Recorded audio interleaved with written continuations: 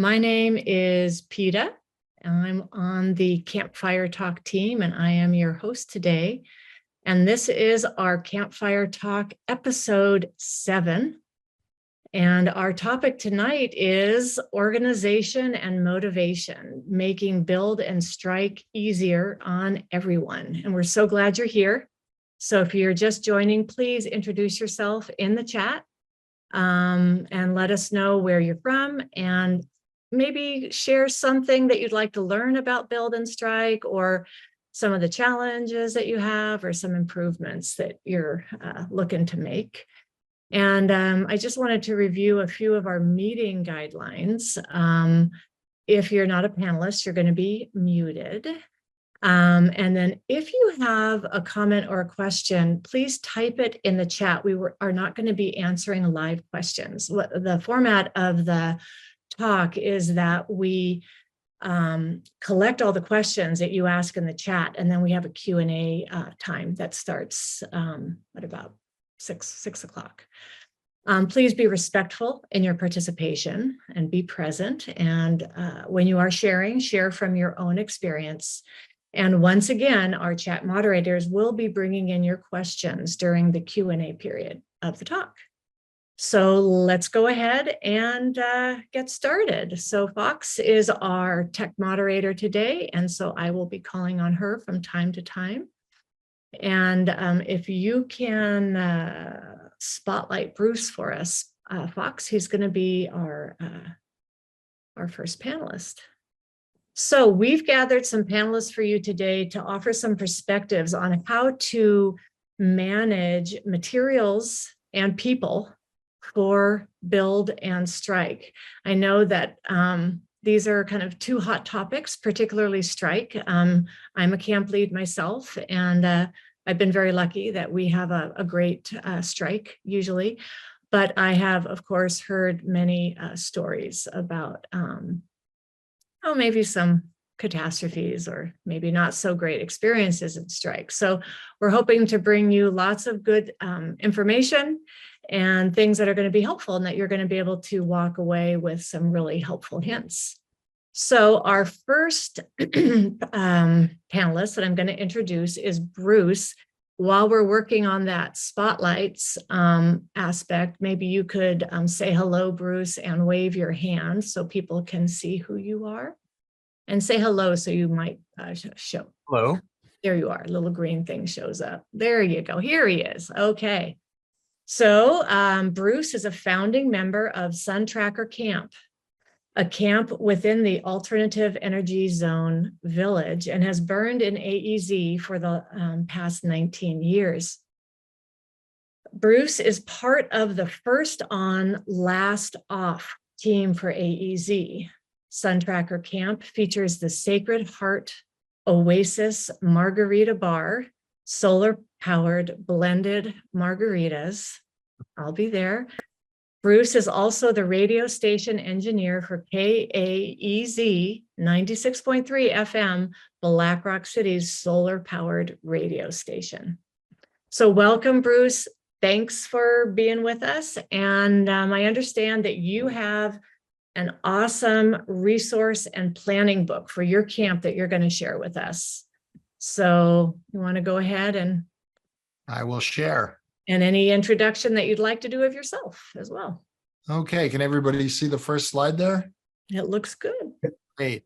So I am Bruce Rogo, and I am a compulsive planner. And this is an outgrowth of that. So what we're looking at here, I call my resource binder. The page you see is the very first one, which is a chart that I put together for all the stops. And we take data on the date, how much we paid, how much fuel we used, the mileage, and all the rest of this. And I do this for a couple of reasons, but the main one is because I'm driving a 2002 Ford pickup truck. And if for some reason I start to notice that the fuel economy is going downhill, it might alert me that maybe the truck itself is going downhill. And we want to make sure that we solve any problems early on. The envelope that you see to the left there is where we keep the Burning Man tickets, which is the most important thing to protect when you're on your way to the playa. Don't want to get to gate and then not have them. So you may ask, well, why do I do this? And you can see all the tabs on the right-hand side there represent various pieces of information. Well, the reason why is because I can't be like this. I can't live like that. It would drive me, I'd be nervous, and it would drive me up the wall if I didn't have everything planned out completely ahead of time. And it turns out it works. It works to make me more comfortable. It makes my campmate and my travel partner more comfortable. And we have less things go wrong. So this book contains largely these particular items. So we have maps and layout diagrams of all of our shade structures. I have a list of all the poles and connectors and everything that I do as a checklist before I pack them. I make sure I have all the reservations for all the places we're going to stop. We do travel with a satellite phone because we like to travel in the back roads and stay off the interstates. I've got radios in the truck, and also for the trailer and for KAEZ for Playa 911. I always pack the travel guide, the survival guide, got to have that.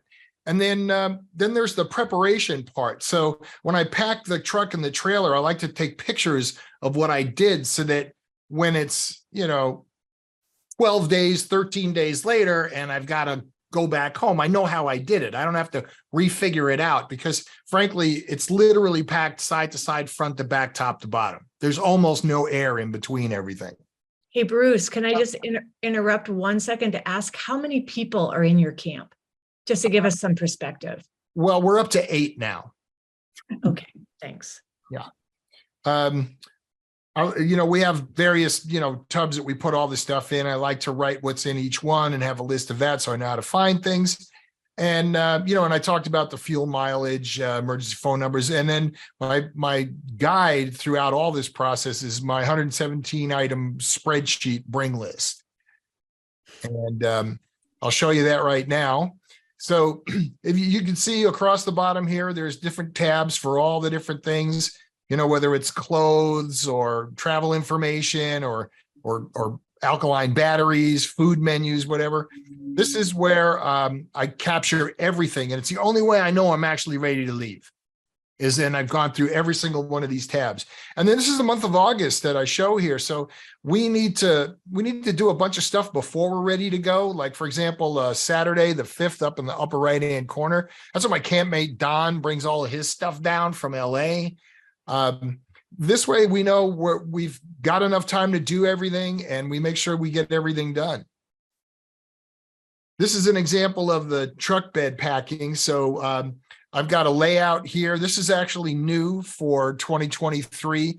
I've decided that to try to make things easier and faster for packing, to standardize on specific size Home Depot black and yellow top tubs. If you look in the pictures here, you can see it's a hodgepodge of all different things that we put in there.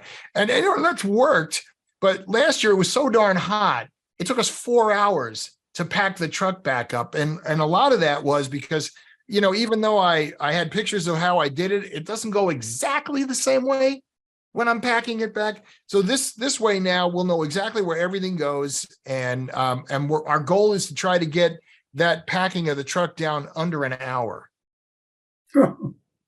And then laying out your camp. So, when you arrive on the playa, especially if you're in a village and you've got a certain lot size or whatever, it helps to be ready to just lay everything out. And what we do is the same thing that Burning Man does, is we have a golden spike. It's the back corner here of my trailer. And as long as I get the trailer exactly on that spot, then everything else has measurements and fits. Because when you've got a lot of folks in your camp and they've got different shade structures and tents and all the rest of that, if you don't get it right, then you may find you're encroaching on your neighbor. And Vesper here was my neighbor last year, and she needed all the room that she had. So this is a way that we can keep ourselves contained and make sure that everybody can set up and have the space they need. So this year we expanded our margarita bar. It was 10 by 15, but it's been getting crowded lately. And as you'll see in a minute, there's another reason why we had to expand it. So this is a new design, and I wasn't going to test it for the first time on the playa. So I built it here in my backyard, and actually I'm looking out the window. It's still there. The reason we had to expand it was because we use it as an art gallery. So these are all tickets from Burns going all the way back to 1996. And we figured that, well, if we're going to keep going to Burning Man and every year there's another ticket, then we needed some more space. So we have some extra room here for, I think between these over here and this, we could probably do another 4 Burns on this model. But now we know we can fit them. And the other thing is that we used to go and we'd set up the shade structure, we'd put up all the illuminate, and then one by one, we would hang all the banners on the playa. And it took like an extra 2 hours to get everything set up. So in order to speed things up now, what we're doing is we built it all out here, and then we just took down the illuminate and folded it up and put it in a tub. So when we get there, all we have to do is take them out, unfold them and hang them, and we're done. So this is all about, what is it? Deming's continuous improvement, right? That they do for manufacturing. You can really look at your burn that way. It's like every year, what was hard? What didn't work? What could use improvement? And then just come up with ways to do it better, faster, cheaper, lighter. We did the same thing with the lights. So we had a new lighting scheme because the one we had before took too long.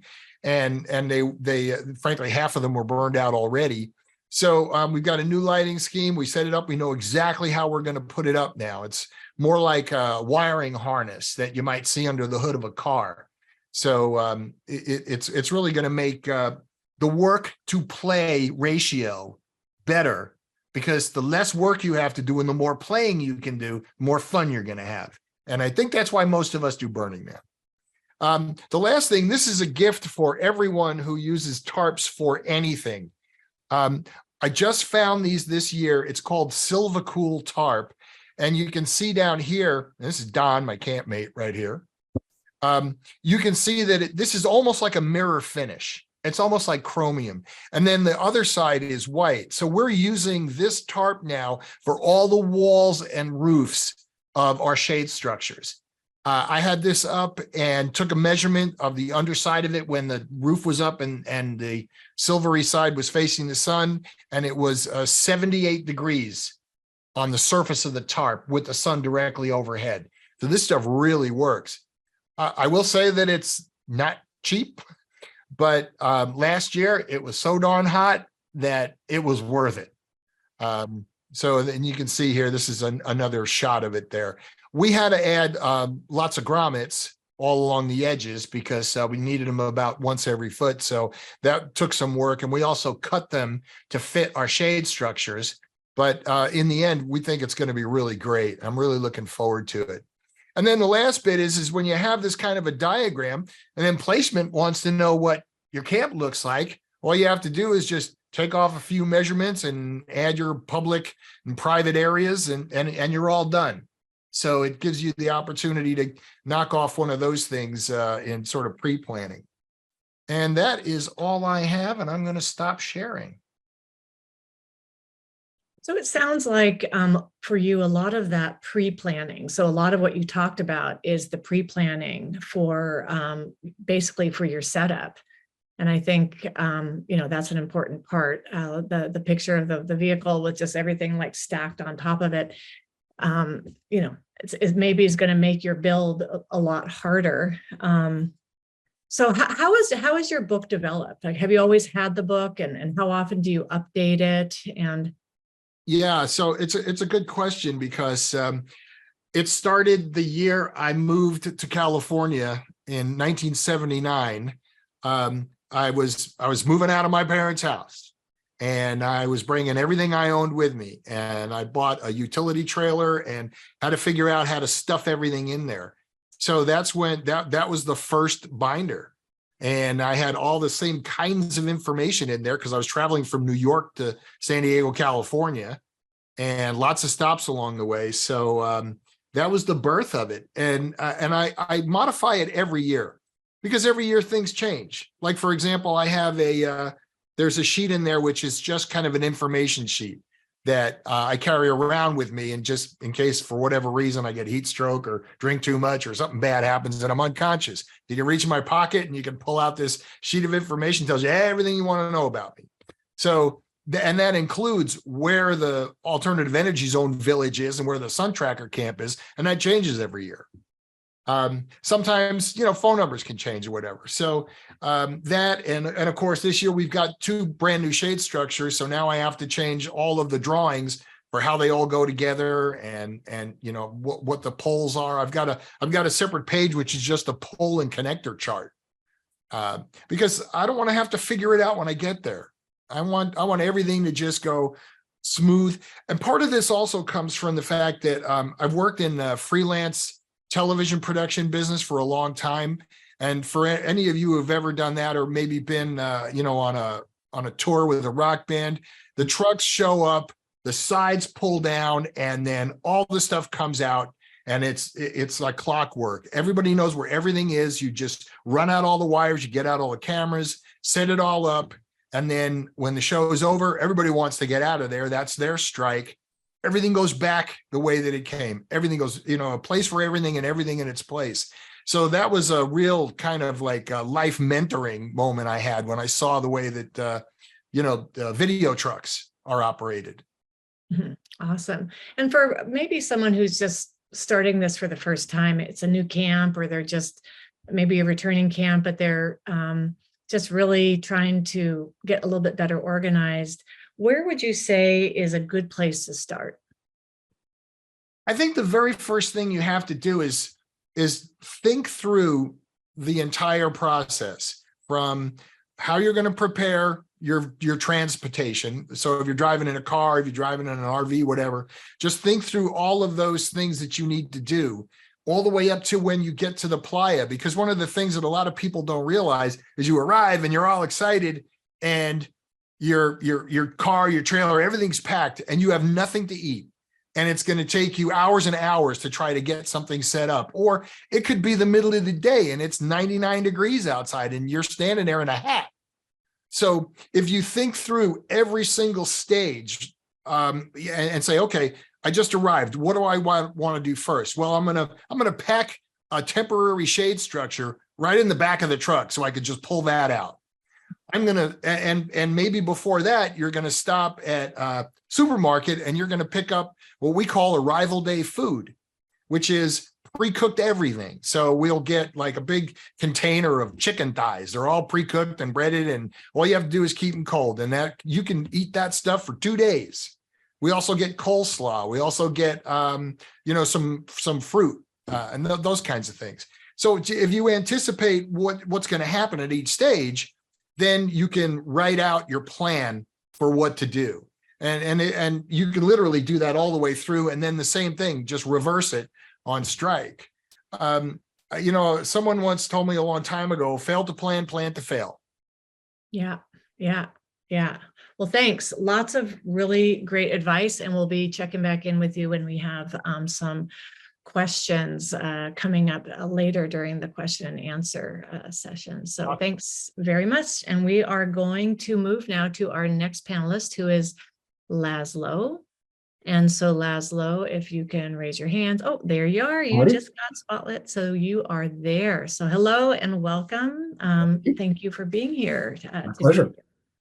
Laszlo has been on the playa every year since the year 2000. He's the president and chairman of the Board of Consensuality, Inc., a California 501c3 nonprofit that operates And Then There's Only Love, ATTOL, the theme camp that since 2003 has gifted the Orgy Dome and consent education to the citizens of Black Rock City.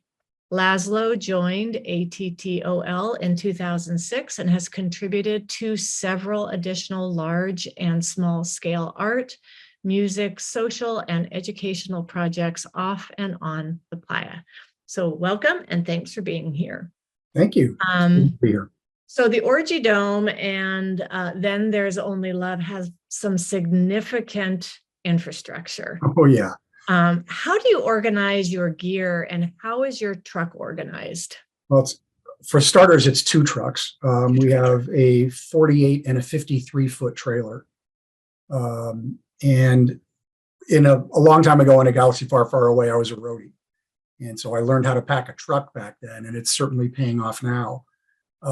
What we basically do is a concept, first on, last off, last on, first off. And so when you pack your truck, you have to make sure that the things you need first are on the back end.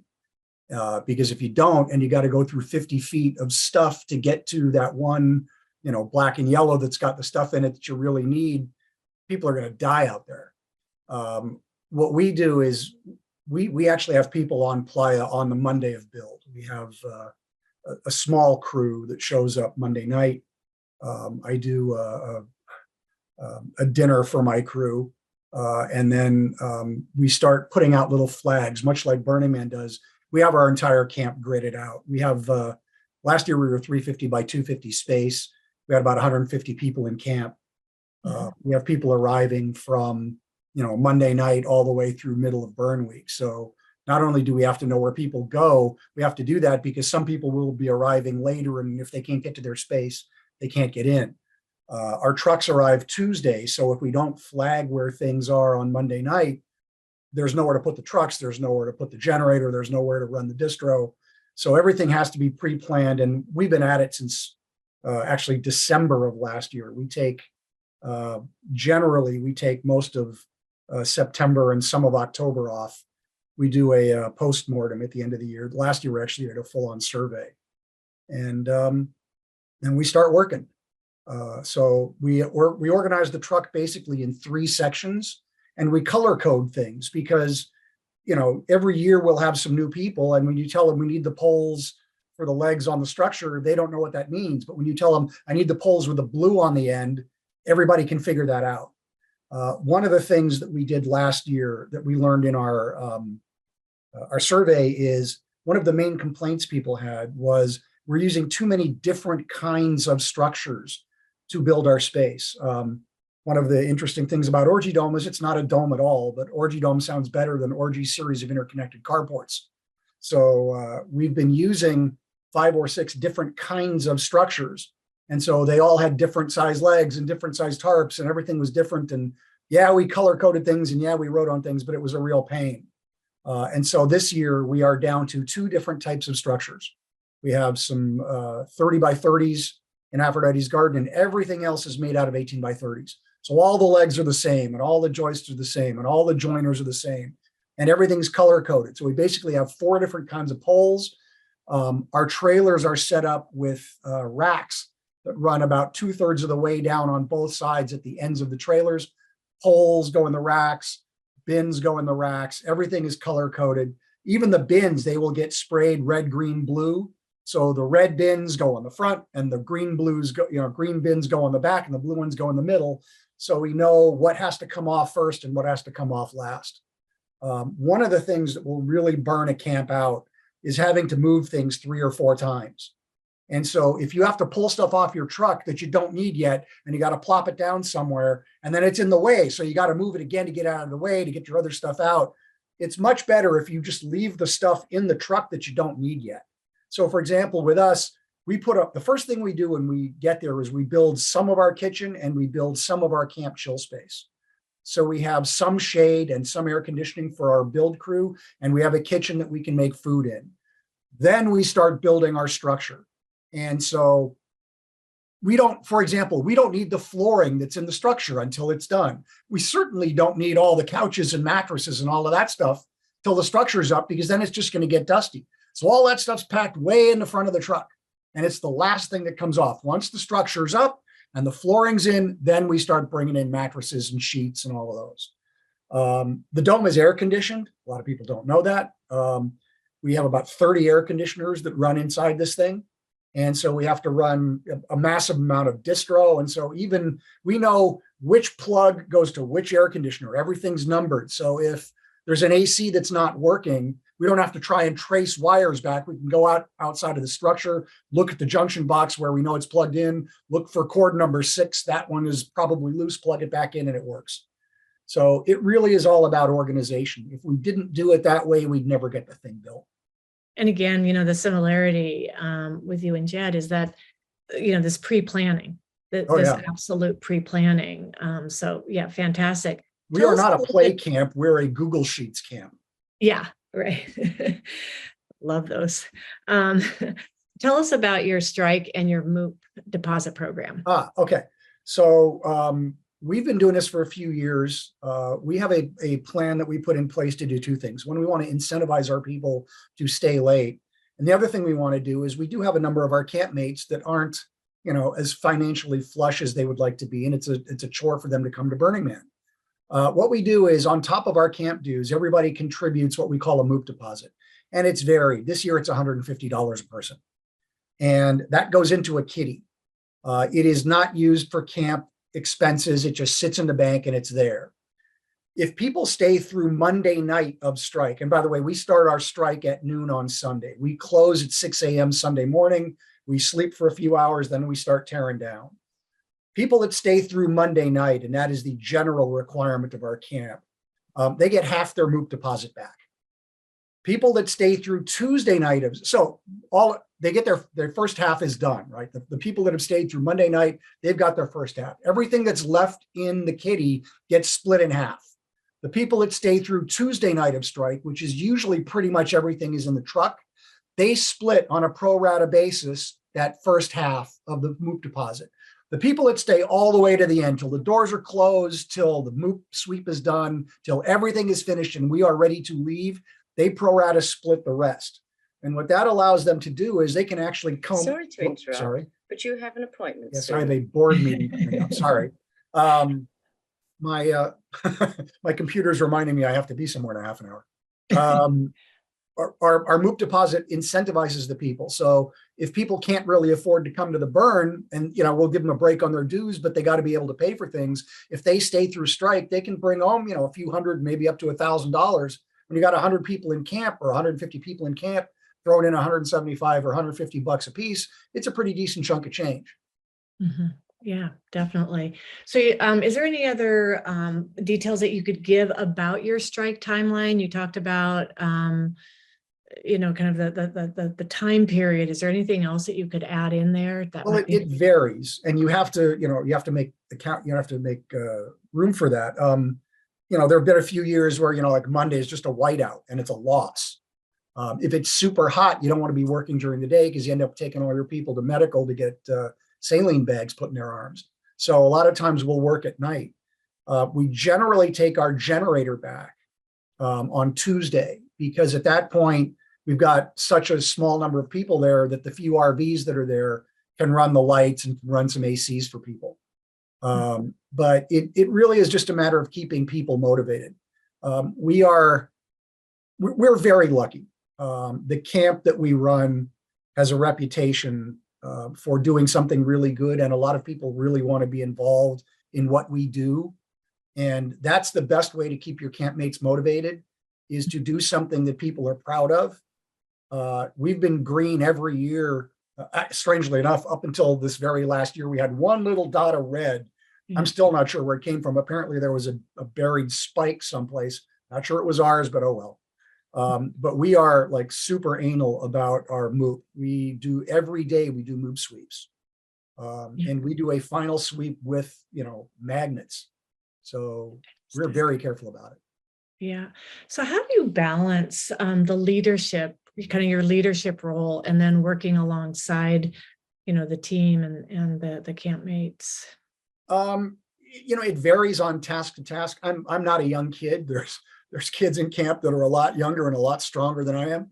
But I'm usually, I'm working. I'm not one of those guys that just stands there and points. Sometimes I do, like during build, I will generally do that because I know how things go together. But during strike, I'll be in the back of the truck and I'll be putting poles in the racks. If anything I can do to make people more motivated, if they're thinking, if they're embarrassed because the 60-year-old guy is kicking ass and they're 30 and they're not, that works fine for me.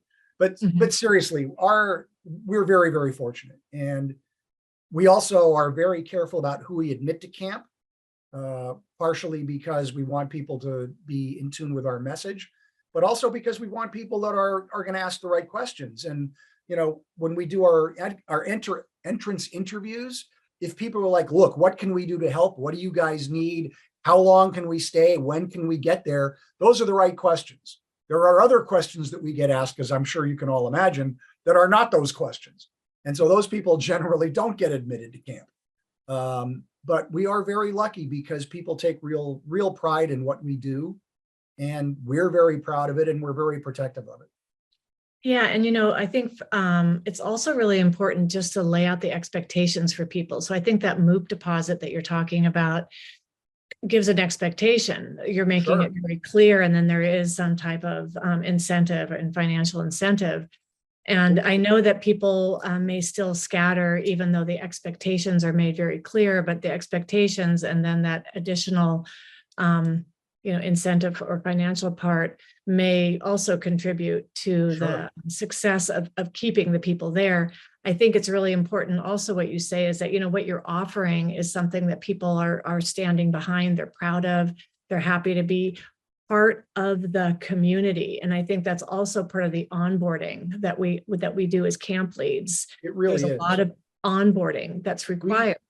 So we have people sign up on Google Sheets, and then we actually interview every single camp member, even members that are being referred by other members. Like, for example, if we have a couple in camp and they split up and the new partner is coming to camp for the first time, we'll do an onboarding interview with them. And we make it very clear there's going to be so many shifts. You got to do this. You got to be in camp till this day. You got to show up when you're supposed to show up. If you show up for a shift late, there's going to be repercussions.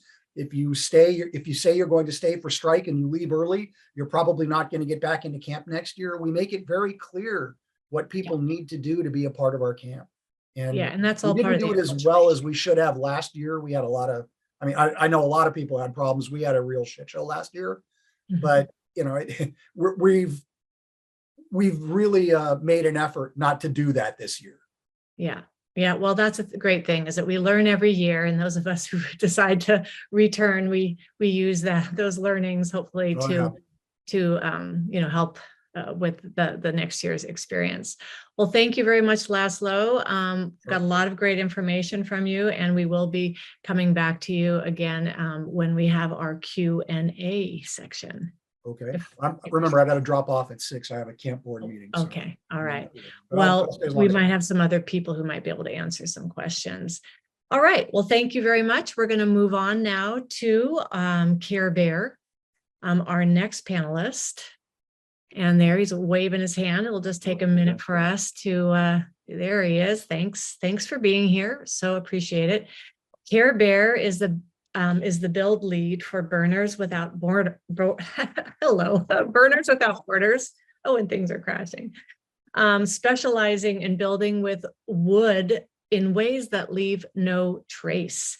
He is a regenerative designer and community builder, helping reconnect humans to land through his consulting practice, Regenerative Pathways. Care Bear, you're the build lead for Burners Without Border. How do you keep your materials organized for your build, and how do you organize your people? That's a great question. As you can kind of see, we do have integrated shipping containers into our build. So a lot of our camp gets packed up and put away on playa. So, and then it gets unpacked on playa again the next year. So that is how we organize things. And it requires us to be a little bit extra organized as we both pack and unpack our materials, which is a process that we refined over time. As far as kind of organizing our people, like Laszlo said, we are definitely a Google Sheets camp. A lot of our information is digitally managed through Google Drive, and then we also use Slack as the backbone for all of our camp coordination. So every team has a channel. We have a lot of leads in our camp. So I am the build lead. We also have a deco lead. We have assistant leads for all of our leads. We try to create redundancy and actually foster leadership from within camp. There is we have a sustainability lead. We have a MOOP lead.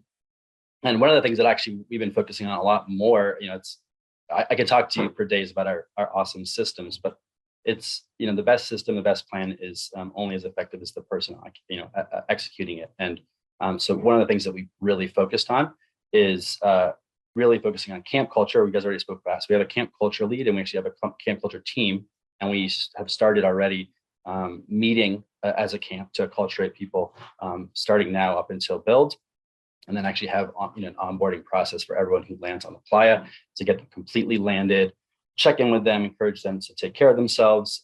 We kind of have a 6-hour rule of settling into playa before you even begin a build. And yeah, another piece there is we have a fluffering lead, or kind of wellness lead as well. And we've just been focusing increasingly on how do we take care of our team. I'm a builder by trade. I started as a natural builder. I had the great privilege of starting with a really cool alternative queer women-led build crew, and that was my first experience into construction. And then I have run a bunch of construction sites from there that don't often look that way. So I've definitely seen a lot of build crews that are kind of male heavy, really focus on having pre-skilled builders that kind of can pull their weight and know all their skill set. And there's advantage to that, but that's not the way we chose to do things. As a community organizer, I really believe in inclusion and accessibility. And so we have a radical inclusivity process with our build team. Anyone who wants to can join us, no matter the aptitude, no matter the skill level, just they have to have a desire to do so. And I run builds. It's really about kind of almost an educational process. I meet people where they're at, and we try and get people to work all the way up through. I've seen people kind of go from 0 to 100 in one build, and that's my favorite part about Burning Man. It's really seeing people transform and learn that they can do almost anything. That also creates a larger build team, so we have a lot of redundancy.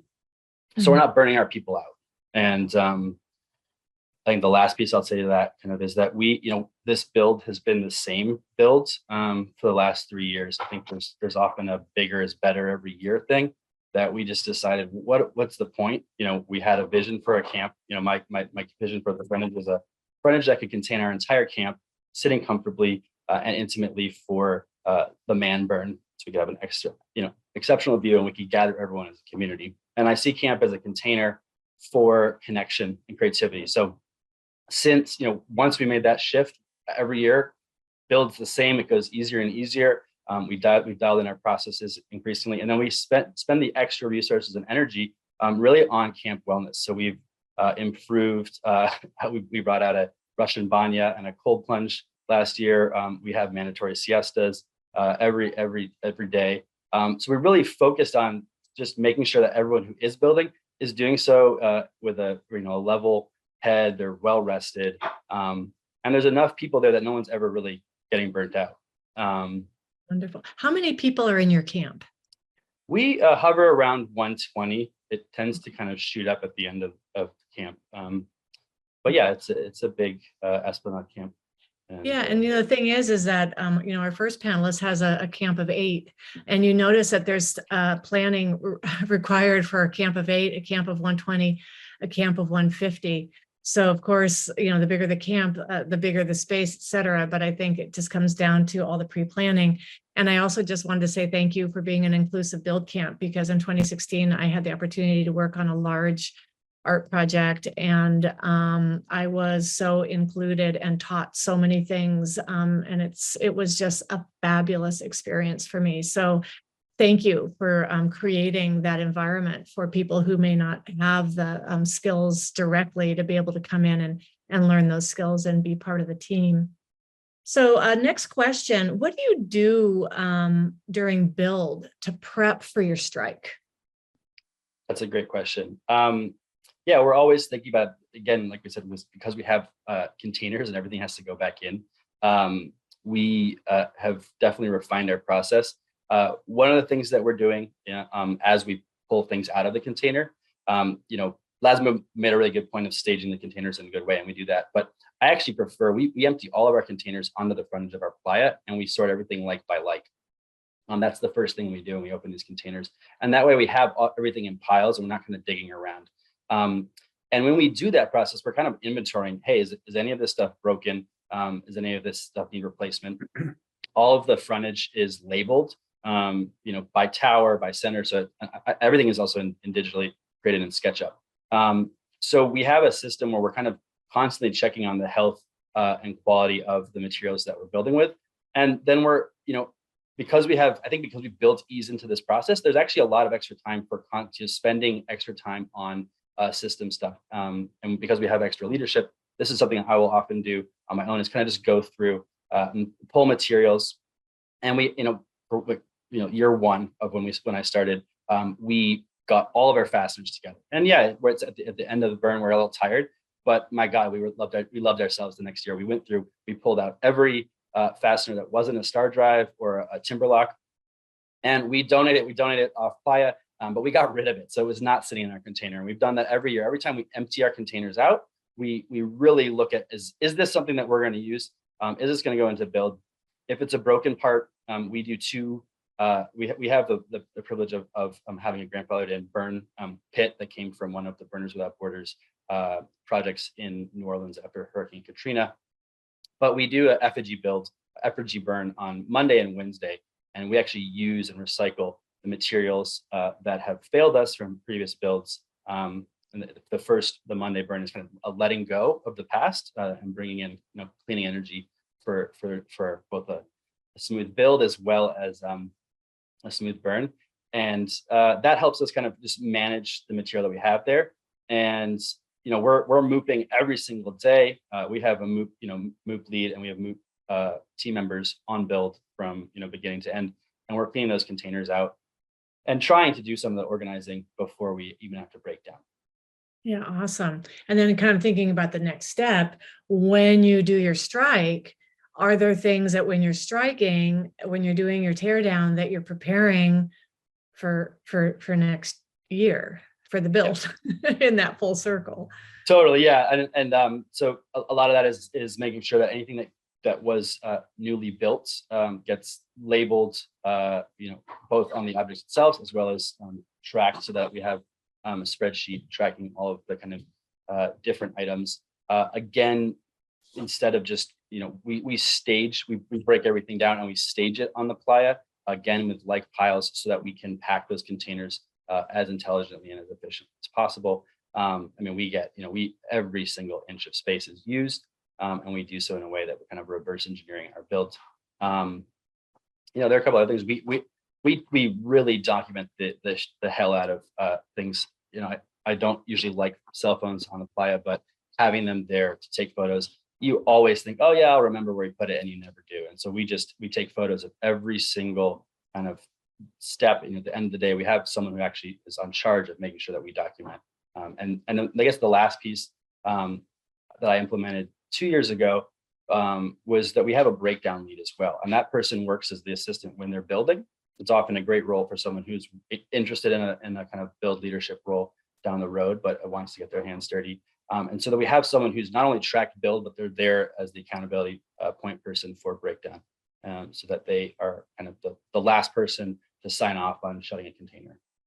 Yeah, and you mentioned, all your co-leads is kind of what we call them in our camp, and the importance of the co-leads, so that you as the lead can focus on what you need to focus, and it also gives people an opportunity to, like you're saying, to learn and maybe expand into other leadership roles in the camp. Do you have any issues with people not staying for strike? I will say that I think everyone experienced this last year was really hard. And I, even though we had a breakdown lead, I ended up staying until Thursday. We just had camp members who broke their promises and commitments to stay past build. I'd love to talk to Laza more about the details of that, Katie. We do have a similar kind of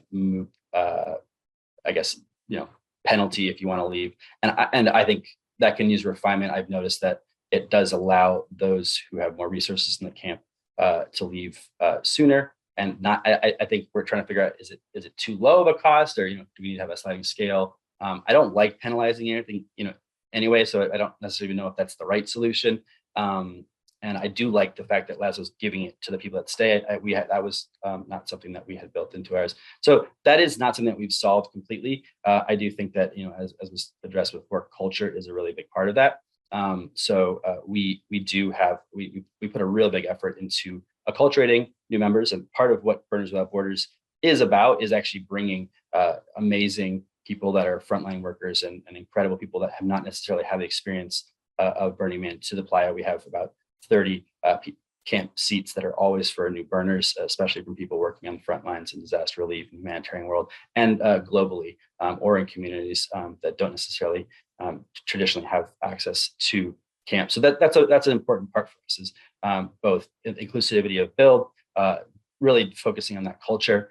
And yeah, I think last year just was a special one, and that we didn't really figure that one out, and we still haven't quite figured out how to do that. What I see is that's the people who have more free time, and often that means that maybe they're like, I don't know, for whatever reason, it feels like the people that have like really committed to themselves and are staying later, like often are the less resourced members of our camp. And I think that's, I think people that are more resourced have this notion that their jobs are really important, and somehow Burning Man is only a week long, and that's just wrong. So yeah, we haven't figured that one out, but we're working on it. Yeah.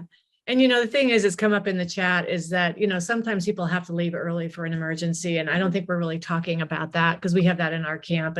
Or there's people who, by a pre-agreement, they've got, they can only come out for 4 days, and they've been such a key part of our camp in the past, but, they've got something going on. But I think we're talking more about the people who haven't run it by us, and they just kind of disappear, perhaps around strike or during kind of these important times. How do you keep your as a lead? How do you keep your campers focused during these times where focus is needed, when there's so many shiny, bright things out there? Totally, yeah. As you can get the sense, I'm not one for mandating things, and so I think one of the things is that we have that, being such an open and accessible build team, we have a big build team, and so we kind of, I don't know, we don't actually really struggle with people kind of wandering off, and I wonder if it's just because we're a really tight group of people. I think as a build lead, I really try to inject humor into it. I was joking before we started. I'm Care Bear. Care Bear has an Austrian alter ego cousin named Wunderbeer, who this actually emerged kind of organically, where I went down for we have a mandatory siesta, taking a nap, and as I was coming back, I was like, man, I think today was a really rough day, and so I put on some sparkly glasses and this kind of like 80s retro wig, and my crop top pink shirt and some booty shorts, and Wunderbeer was born. And actually that we stayed with that. That's actually now the new protocol. Wunderbeer comes out in the afternoons. And Wunderbeer and Care Bear have very different personalities, and they talk shit about each other. And it makes it a really playful experience. And I think when you're having fucking fun, it's not hard work anymore. So we've got great music, we have fluffers, we keep our team well fed. I think that well rested piece too. We're not burning people out, and there are definitely campmates that go have fun at night, and they're maybe a little later on the mornings. One thing that we do have too is we have a fun little musical jukebox made by these amazing guys in Russia that play these cool electronic beats. So there is every morning we wake our team up by this really funky kind of song on the jukebox, and it works. It's not aggressive, but it gets everyone out there. We do keep a pretty tight schedule. It's like 8 a.m. you're up, and there's a mandatory siesta. You're resting there, and you're back on it at night. And we work with lights and stuff too. So I think when your team's all pulling, it's hard to be that, and you're part of a culture, and you really love the people you're working with. It's kind of a no-brainer that you're not gonna just kind of fuck off and go bike around. So Right. Make it fun, make it awesome. It's all about, like, I think unlike a lot of people this year, we were finished with builds like halfway through Sunday. And I think that was testament to this refinement process. Like I didn't realize it was a hard build until I went out and I biked around Esplanade. I'm not going out during the build week, and I was like, oh my gosh, most of these camps aren't even finished. We were finished beforehand. We were rested, and then most of our campmates were just saying that this was one of the best burns ever, and it was because of the container that made. They'd go out, and it was kind of chaotic. It was hot, and they would find that, like, being back in camp was the best place on Playa. And I guess obviously I'm partial to my own camp, but I feel like that's testament to the kind of the culture piece that we've really been focusing on intentionally for the last 2 years, where this isn't just a place to party, and this isn't just some big shiny thing to kind of show off. This is actually a container for connection, and it's really resulted in a very loyal and connected camp experience. Yeah, This is like- Burners Without Borders, Right. Rand Pate. Right. And that's, Laszlo's saying about this really kind of this feeling of connection to who you are as a camp. And then Burners Without Borders and Laszlo's camp as well, like really out there in the community beyond Burning Man, doing other things. So there's a bit more. Well, thank you very much. Yeah. Lots of great information. And once again, we'll be coming back to you when we have our Q&A, but it's time to move on to our next panelist. We are just moving through here. So thank you, Care Bear. And I am now introducing Roadhouse. And Roadhouse, otherwise also known as, that's right, AKA Kilimanjaro, is the camp lead of Hex Collective. How many people in your camp? I'll just ask that question right now before I continue. Yeah, we're 100. 100. Okay, great. It's a large international camp comprised of roughly 50 to 65% virgins each year. 2023 will be Roadhouse's 10th consecutive burn, and he loves to help fellow burners, especially camp organizers, any way he can. He's based in Redondo Beach and has a love for music, food, outdoors, and entrepreneurship. So welcome and thanks for being here.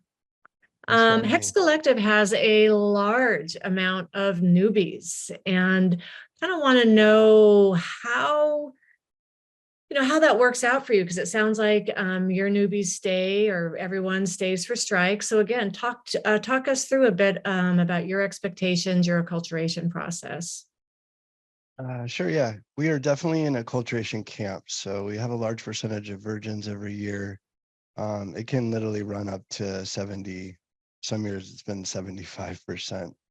And we're a large international camp. So I think last year we had 16 plus countries represented in camp. So majority of our campers are new, and they're coming from all different continents throughout the world. So it definitely creates some challenges. But to answer your question, we're just really clear on what it means to be a part of Hex Collective.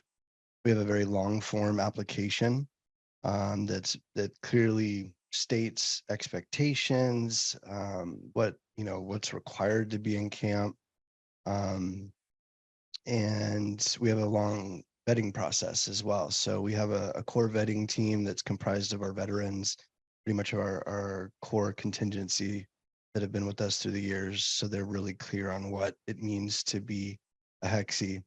And ultimately, each applicant is touched by 2 veterans, and it's a informal conversation, meet and greet. But we do have a script that the vetting crew goes through, and that changes every year. But we found that it's just been really helpful, A, for connection, and B, for just being real clear on expectations.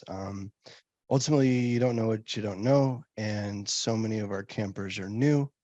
So we really have to paint a picture for them and really be clear about what it means to be part of a theme camp at Burning Man specifically. So if it's a tie, so one veteran says in the vetting process says yes, one says no, then it'll go to a third touch to a third veteran.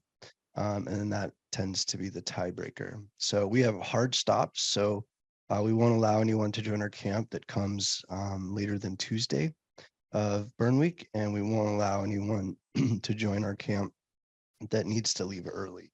It doesn't mean that they're not a good fit. It's just if you run a camp and people start leaving early, it can very well snowball and have a negative impact on those that are, struggling and doing the strike. So we just learned through experience based on, what our genetics were, what made sense for our camp. So that's essentially kind of how we make it real clear. So And as a follow-up, when you're communicating those expectations and stuff around acculturation, it sounds like you're doing some voice conversations, oral conversations.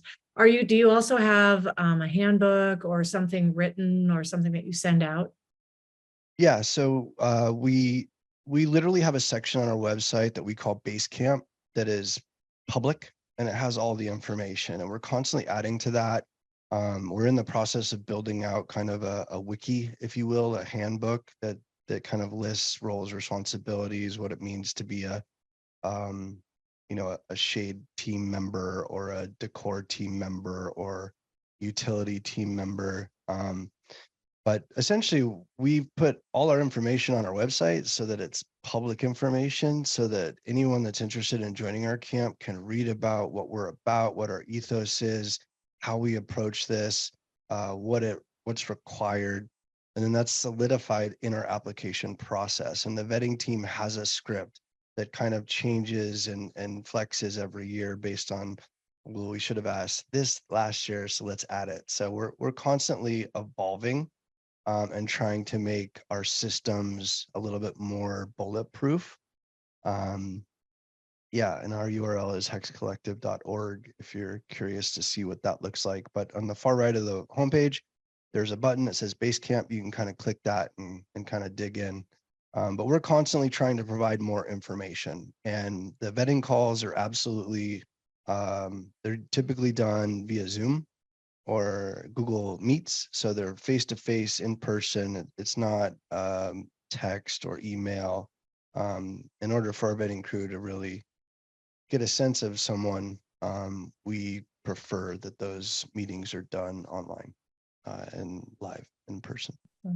So when you're describing Strike to newbies, can you just give a brief overview of how you describe Strike? What it is? You know what? No one really asked, so we don't really go into it too much if I'm totally honest. But it's a good question. We are all hands on deck. We are a contribution-based camp, so everyone has to serve on a couple of teams. We have dedicated meal teams. Everyone has to serve on one of those, and everyone has to participate in Strike. So that question honestly doesn't come up very much. I think people are so excited to get there. They don't really understand the end. And if you run a camp and you know what Strike feels and looks like, it's a challenge. But I would say that we are clear that everyone has to participate in Strike. However, we don't really go into great detail about it unless someone asks. And it's a good question. But so the way that we run our Strike is we pulse. Similar to Exodus, when you're trying to get out of BRC, it kind of moves and stops and moves and stops and moves and stops. And so we pulse in 45 to 60-minute increments throughout the day. And, it takes us about a week to build camp. And as some mentioned, we have a great build team. We're always ready to rock when gates open. At least the last probably 5 years, I would say. We're on it. We're there to build. We're not out there riding around, or we're always in camp. I don't leave camp until build is completely done, and that goes for all of our build team. But as far as Strike, we pulse. So it's hot. Last year was really hot. It was challenging for sure, but it's a lot more manageable when you break it up into small pieces. So everyone moves for 45 minutes and you sit for 30. Right. And then everyone rallies and we re-coordinate. Everyone pushes for 45 minutes and you sit for 30. And during that, we have for lack of a better word, fluffers. So we have a fluffer team. We have what we call build and Strike support. So their job is to provide food and hydration to those that are building or striking. And so it also works well for some people that are damaged or broken or ill from the week. Maybe they don't have the energy, but they want to contribute. So, it gives them a great way. It's like, all right, well, why don't you man the blender and make smoothies for everyone? And those little treats are just everything when you're working hard. So seems to be a good scenario for us. How do you deal with it if someone is just flaking out? I mean, again, I think we all understand that life happens, and we're not talking really about those kind of situations, because those, Sure. we need to allow people. Yeah, to be, It but happens every year. Things come up. Someone mentioned, they had a family member pass away on the first day of the burn. They had to hitchhike out. So we've definitely experienced loss in that capacity in our camp as well. And we're kind of hard nosed when it comes to our expectations and what we're out there to do, but we're also human and very empathetic and very understanding. So stuff happens and we're okay with it. But the overall rule is that we have a sponsorship system in place. So we've been around long enough where people, I would say 85% of the newbies are coming from a referral of someone they know that's been a part of our camp or is part of our camp. So what that does is it spreads accountability. So for example, if I was to invite somebody new to our camp, I would be their sponsor. And if that person didn't show up, I would be responsible for their role in camp. Right. And so that accountability kind of metric helps us just manage all of that. I think we had one person leave early last year, and we were able to compensate as a result. So it wasn't, out of 100, I'll take that every year if it's one person. But in previous years, we've had people pass away. We've had things happen in people's families and jobs that they need to get out of there. And, just really thankful that the people in our camp have high morals and ethics. So, everyone's real honest and transparent. And I think we do a really good job considering, we are such a heavy virgin-based camp. yeah, and again, the common themes that I'm seeing from all of our panelists, is this concept of self-care.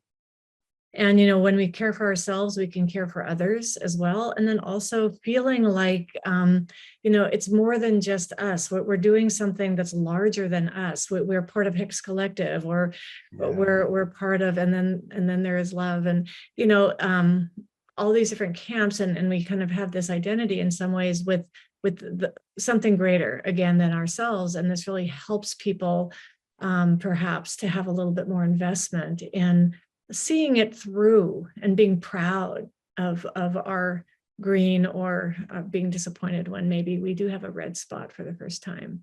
Yeah, I mean, I can't agree more. I think, I hear a lot of TCOs complain about not being able to get out more, or, and I kind of take a different vantage point of being a TCO and what that means. Like, I understand that may limit some of my interactivity with the greater population because I have a responsibility, but that's why I burn. I burn to build community. I burn to create a safe space for people to come and experience and tap into their authentic self, and then take that back home and share it with their friends. And that ripple effect is everything. So I think, it's a great responsibility, but it's something that I truly embrace and love. And it's why I burn. I mean, of course, I love being out on the playa with my friends and seeing all the art and experience other camps, but most TCOs, you don't really get out much. And to be honest, I'm okay with that. If all Burning Man was building a container for 100 people from around the world to get together and have a great time, sign me up. I'd still do it. Right on. Well, love that. Thank you so much.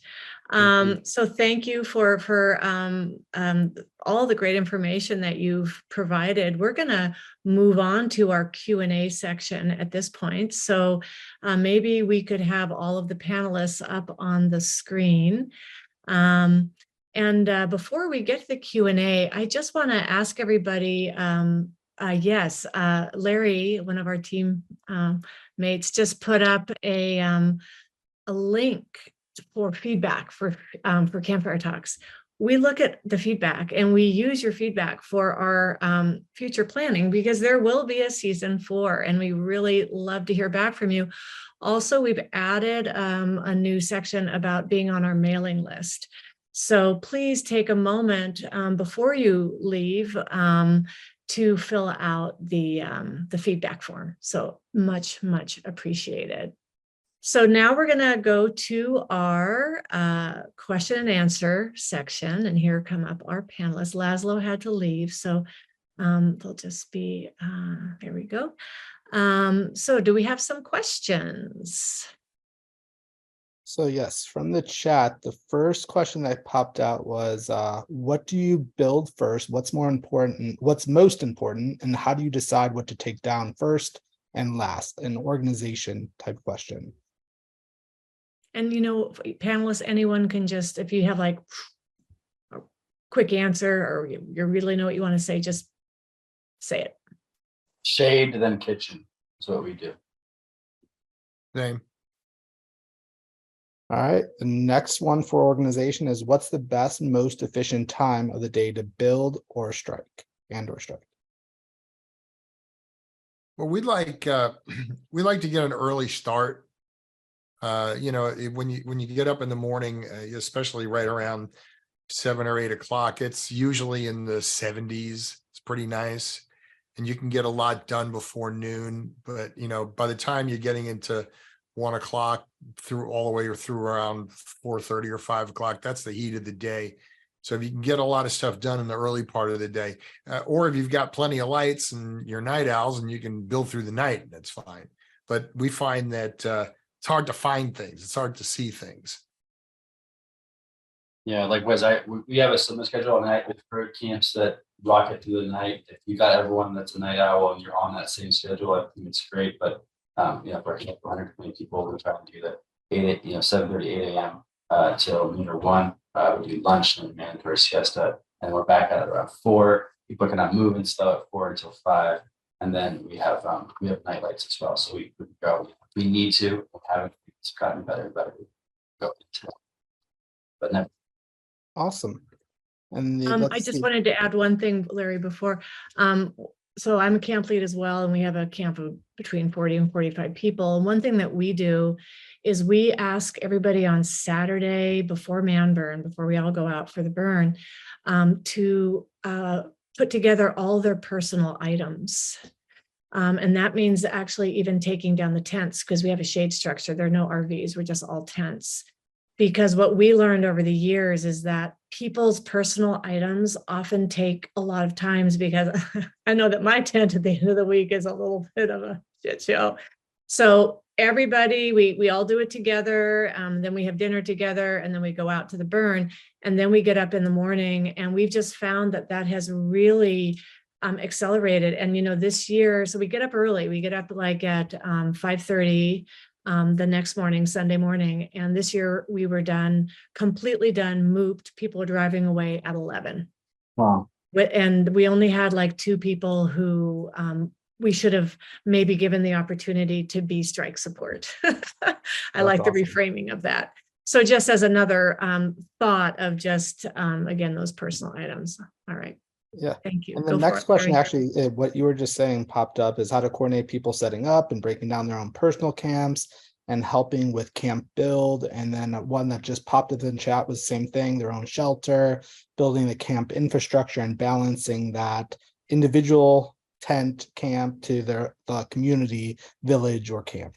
So I'll go with that one because we have a firm policy. I was saying we actually encourage people to kind of ground things fly up for about 4 to 6 hours when they really start to get dusty and built. And that's maybe counterintuitive to like oh my gosh, we got to get things done. But when people are when they're going home and they're getting good sleep and they've got their setup taken care of and their base needs, if we're talking about Maslow's hierarchy of needs, you got shelter and as top on there. And so we actually find that you're going to get more out of them if you're trying to do it from an energetic perspective than if you're just throwing them right into the heat of the day and kind of encouraging them to push.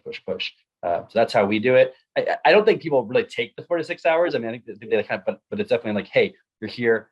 You don't feel obligated to run out there and burn yourself out. Please land. We all know the playa is intense. I was just at Playa Ranch, and it's like you get loopy in the heat. It really doesn't serve anyone. That's when we see people getting angry, getting frustrated when they're not taking care of themselves. And we have a lot of, and it sounds like one of these camps are really pushing that element of taking care of each other and inviting people in to take care of their own needs.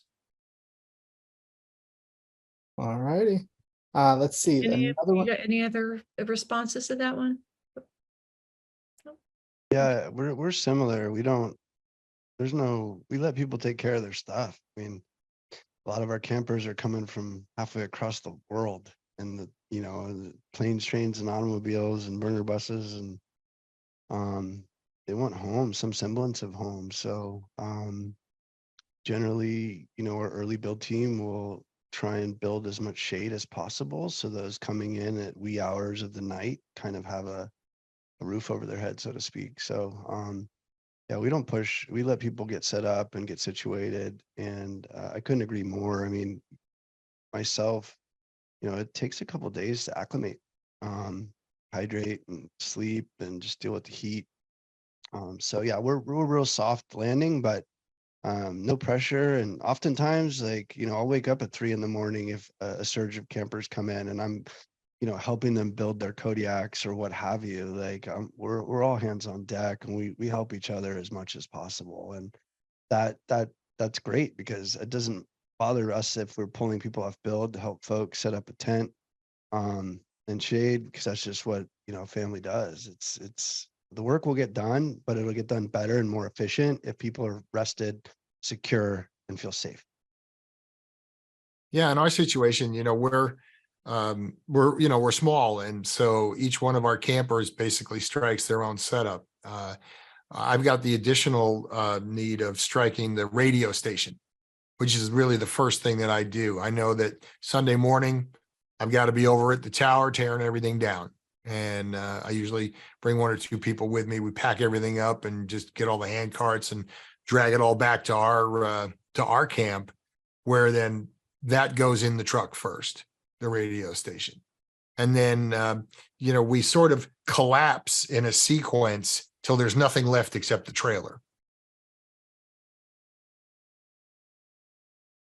Awesome. Thank you. I will say, if I may, in my opinion, the best thing you can do for your camp is invest in infrastructure and systems that make it easy for you. We're a big proponent of using the org's container shipping program, and that's just a wonderful program for us because we don't have the domestic support that other camps have. So having all of our infrastructure dropped on site and then taken away once you lock it up is a game changer. And invest in, it takes a while to get the money and the finances together to start, investing in your infrastructure. So what starts out as camp carport, can easily turn into camp circus tent over time. If you build a vision, you build a community, and you have more buy-in, you can generate revenue, if you will, and through community and camp dues.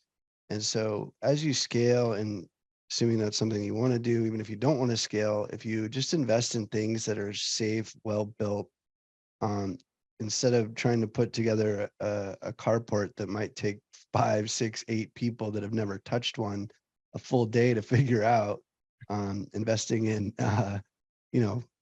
things that can go up quicker with less hands on deck. So that's something that we're really pushing for as well, is just improve our infrastructure so that it's just easier to build and then easier to strike. And then also, we believe, cuts down on your carbon footprint, because you're not constantly throwing junk away year in and year out and year in and year out, because the playa ruins everything. Great. Thank you. Larry, what else do you have for us? All right, this one was for Bruce Jed in the beginning. What are you using to hang the banners? It's hard for things to stay sticky with all that dust. Yeah, so and this is one of the reasons why we decided to just permanently attach them to the illuminate wrap ties. And we would go through, darn near 100 wrap ties, because they're actually vinyl banners with grommets. That's what they are. Because the only thing that can survive out there year after year. So, but when we'd strike, we're out there with the diagonal cutters, cutting all these wrap ties and end up with a giant pile of them. So it's kind of wasteful. So now we won't have to do that. And, except maybe the ones that sort of break and fall off. So it's a little less moop and a lot less time.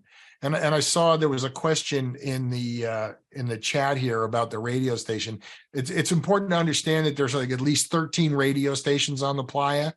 And what this person was listening to was Burning Man Information Radio, which is the radio station from Burning Man. And they are on usually during build week, and they're on all the way up until usually Tuesday or Wednesday. And that's probably the best source of information. All the other radio stations are all more about fun, but BMIR is really, if you want to know what's going on, that's the place you need to tune to. Great. Thanks for that clarification. Larry, anything else from you? Yeah, next question. What do you bring for lighting for build or strike if you're working at night in cooler conditions? Bright ones. No, we don't. We build in the mornings and in the afternoons, and then the heat of the day is usually lunchtime and siesta time. So it depends though. Build can be stifled with weather, right? So if you're having a couple of tough days, then the following days are going to be tough on the build crew because we have to push harder, we have to work harder. But at least for us, we're always our first year in 2014. We had 125, I'd say like 90% virgins show up on the playa on Saturday before gates open with nothing done. And it was an absolute circus. And we were building into Wednesday of the burn week.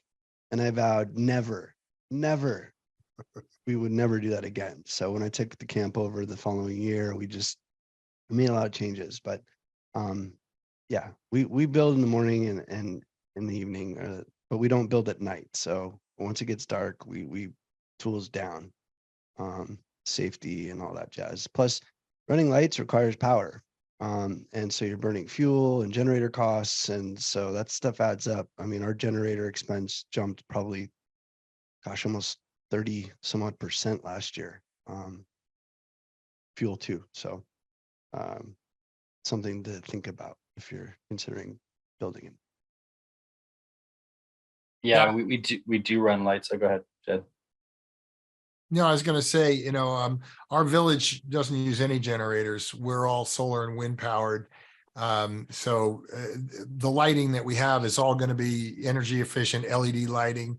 I have headlamps and flashlights everywhere. So just in case I need it, I can always grab one. I probably bring 5 or 6 of them at least, and the batteries for them.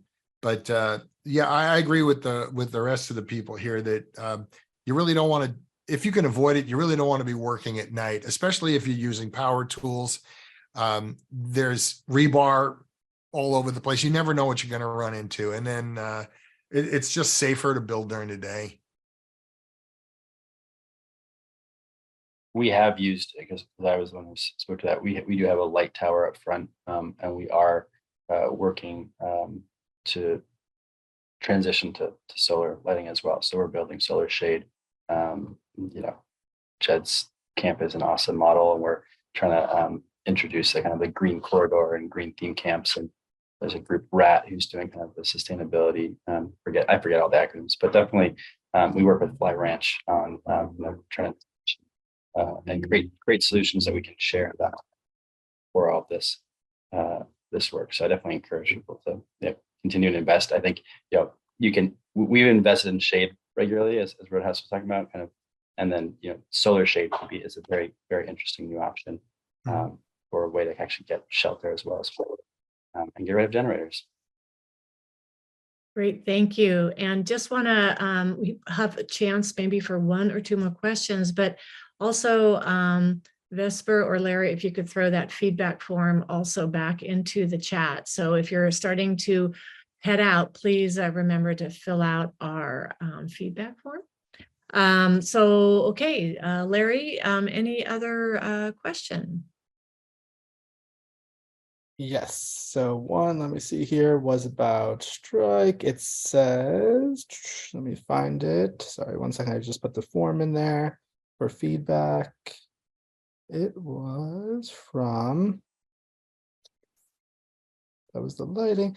It was, okay, we are working shockingly more than our neighbors on strike every year. And we get green every year, but I think it's too much in killing our campers. So the question is, how do you know when you're done?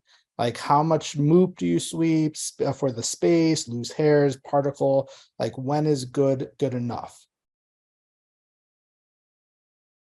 Well, I can talk about what the AEZ does. So part of camping with us is, and it's an ethos and enculturation, is that everyone is responsible for putting in 2 hours to move the village. So they do their own camp and then they walk around and pick up anything they see. So we've got somewhere in the neighborhood of 400 people in the AEZ. So you get a lot of coverage that way. But my campmate Don and I are the last ones to leave. And we will spend usually about 4 hours that last morning. And we walk the entire roughly 6 acres to pick up the stuff that's left. And we find stuff. I mean, sometimes it's pretty small. It's a broken wrap tie. It's a cornflake, piece of fuzz that was on somebody's clothing or whatever. But we just do the best we can to make sure we get absolutely everything. And it's entirely possible you'll miss something. Stuff blows onto your village site that was probably at the other end of the city. It's never going to be perfect. But, we just feel like we just do the very best that we can. Anyone else want to take a stab at that one? No. All right. Yeah, I mean, I think with MOOP, so we don't have a MOOP team. Our camp is a MOOP team. Everyone has to MOOP, and one of the checklists on the application is that you agree to leave no trace, and that includes in camp and outside of camp.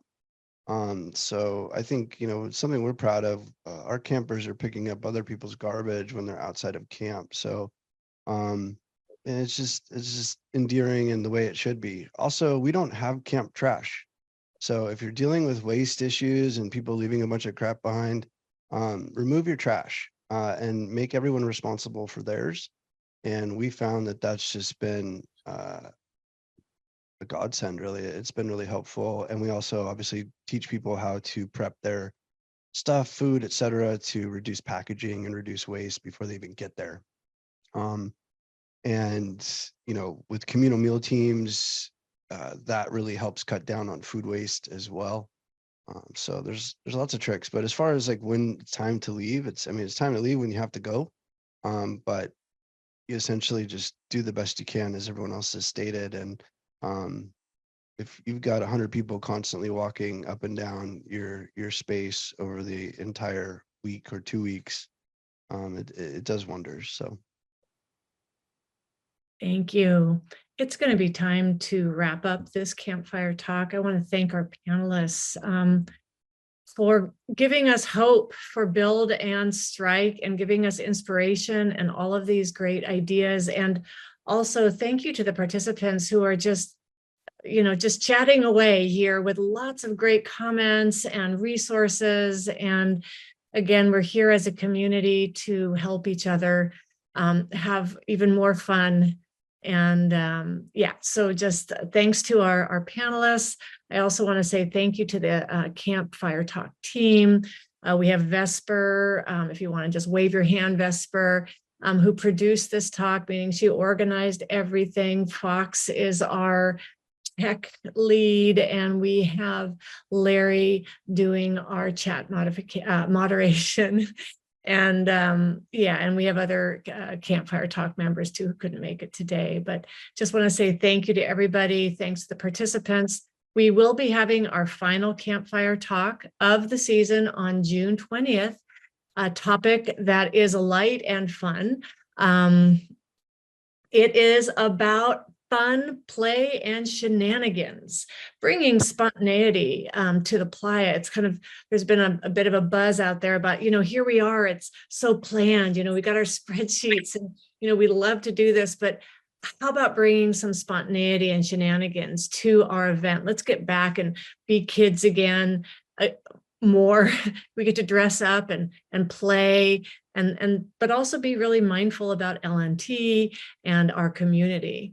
So June 20th, stay tuned for the registration link and more information. We posted on Facebook. We have a mailing list, as I mentioned. I put it on Reddit.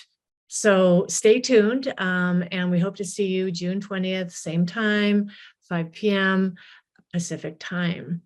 And that will be our wrap up. So thanks again, everybody, for being here. And if everybody wants to just show their little faces, and we can unspotlight everybody and we can all wave to each other if people want to put their videos on, and everybody can even unmute and just say bye.